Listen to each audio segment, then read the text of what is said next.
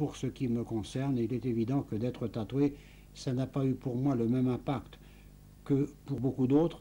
Moi, j'étais complètement, je dirais, époustouflé par ce qui m'arrivait. Je ne réalisais pas du tout. J'étais extrêmement fatigué, comme tout le monde, et ce n'avait pas cet impact que j'ai vu un de mes camarades qui s'appelait Raoul Bessières, qui est passé avec moi. Alors lui, il en avait pratiquement les larmes aux yeux et justement disait on est marqué comme des bêtes. C'était un provincial, il était de la région de l'Ardèche. Moi, je regardais mon tatouage. Je ne peux pas dire que j'étais hébété, mais j'étais complètement sur une autre planète. Je me demandais ce qui m'arrivait. Je savais qu'on n'allait pas être gazé, je savais qu'on risquait rien. Je vivais l'instant présent, peut-être avec aussi cette espèce d'insouciance de la jeunesse. Je veux dire par là que il y avait des gens qui étaient plus marqués, ils avaient des enfants, etc. Puis peut-être plus marqués parce qu'ils... Moi, je ne réalisais pas, j'étais inquiet, je me demandais ce qui allait m'arriver, mais pas au point d'attacher d'importance à ce tatouage qui nous rapprochait de la bête. Je n'avais pas cette opinion, et je dois dire que j'étais quand même très inquiet, bien sûr, et on voit c'est...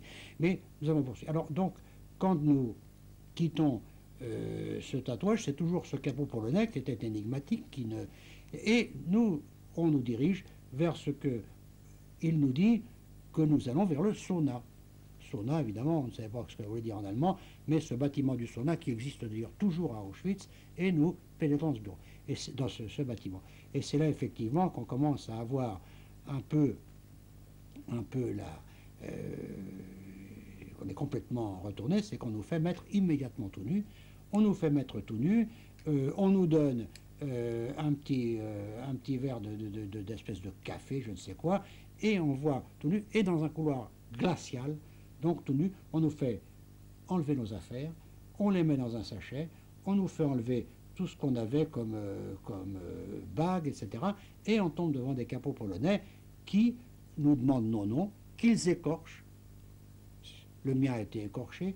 Ils écorchent nos dates de naissance, ce qui fait que j'étais un de ceux, moi par exemple, qu'on n'a pas retrouvé nomenclaturé dans les camps, puisque j'ai été déclaré comme Besserve, né en 1920, et il m'avait demandé ce qu'était mon père coiffeur, il m'avait marqué coiffeur, ce qui fait que quand je suis arrivé, Bessières-André, quand on a demandé mes papiers, Bessières-André, étudiant né en 1920, eh bien, il a fallu que je fasse des démarches pour faire rectifier tout ça. Dans les archives de la déportation, mon nom n'était pas indiqué. Alors donc, nous arrivons devant ces Polonais qui causaient à peine français, qui étaient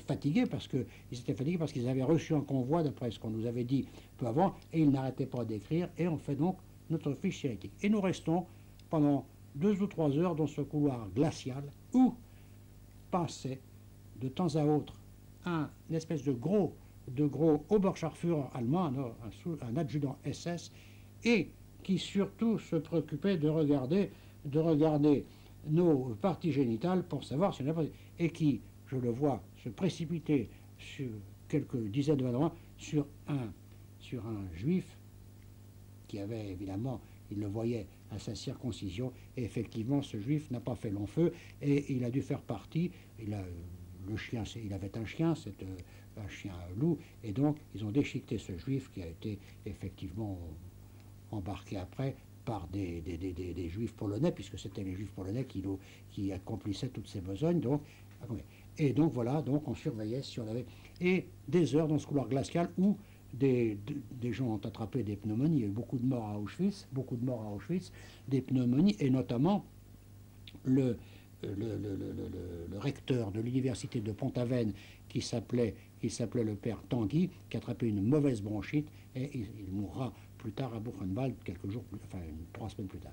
Donc on était dans ce couloir glacial, et nous attendions quoi? De nous faire raser des pieds à la tête. Alors au bout de 2 ou 3 heures, nous sommes passés, et là, des coiffeurs nous faisaient monter et prendre des positions, car il fallait surtout que pas un poil ne dépasse, et puis comme je vous dis, on n'avait pas à discuter. Les rasoirs, c'était plutôt l'épilage que du rasage. On était tous plus ou moins en sang quand on sortait, tous ceux qui étaient poilus. Moi je n'étais pas trop à l'époque, mais je me rappelle des camarades devant moi poilus. Et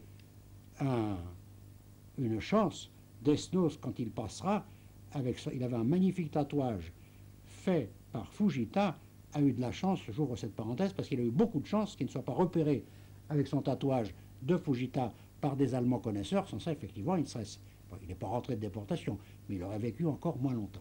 Alors donc, on est passé donc à cette, on nous rasait pas tout, et une fois que nous sommes passés à cette tonte complète, les cheveux, les parties, tout ce qui était velu, on nous fait passer dans un bain de grésil pour nous infecter. Je dois dire que là, la jouissance était totale quand on nous fait passer un bain de grésil, si vous voulez, après avoir été rasé comme ça. Et après, c'est la douche.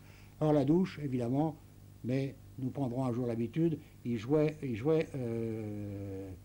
avec la douche comme une partie musicale. Elle passait de la douche bouillante, glacée, chaude, tiède, bouillante, glacée, et c'est comme ça donc que nous avons, sans savon bien sûr, et que nous sommes sortis. Et quand nous sommes sortis, c'était pas du tout, sans séchage bien sûr, on ne se séchait pas, on ne s'est jamais séché quand on a été les 3 fois, j'étais 3 fois au total à la douche dans mes 14 mois de captivité, on n'était jamais séché, et quand on sort de là, effectivement, un type nous balance, un type, un bagnard nous balance nos affaires. Mais ce n'était pas des vêtements rayés qu'on nous donnait, c'était des vêtements d'épouvantail. En fait, moi, j'ai hérité, je crois, je m'en souviens, j'ai hérité d'un pantalon de jockey, d'une vareuse, je ne sais pas quoi, d'une casquette de jockey également, qui était trop grande. Enfin, c'était, bon, on avait, le pantalon était trop court, l'un était trop grand, finalement, on avait l'air d'épouvantail. Et beaucoup de ces vêtements avaient des trous, ce qui prouve que ça avait été pris lors d'une fusillade, c'est qu'ils avaient fusillé des gens et ils avaient pris les vêtements. Donc, et on n'a pas pu s'empêcher, quand on s'est retrouvé dehors, à la suite de ce déguisement, on n'a pas pu s'empêcher d'avoir des rires nerveux à ce moment-là en se regardant.